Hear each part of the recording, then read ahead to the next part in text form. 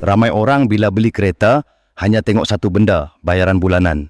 Bila salesman cakap bayar 800 sebulan je bos, terus excited.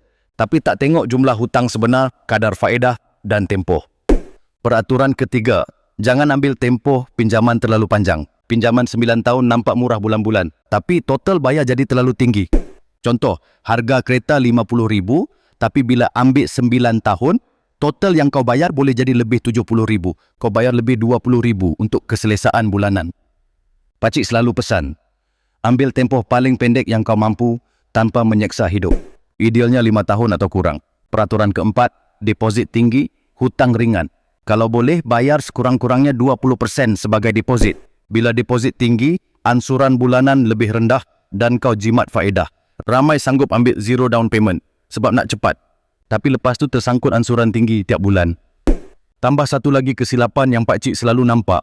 Orang beli kereta tapi tak ambil kira kos tambahan. Sebab tu pakcik akan sambung nanti dengan peraturan kelima. Yang berkait dengan perkara yang ramai tak bajet awal-awal. Bila kos ni muncul, barulah stres. Bersambung di part 3,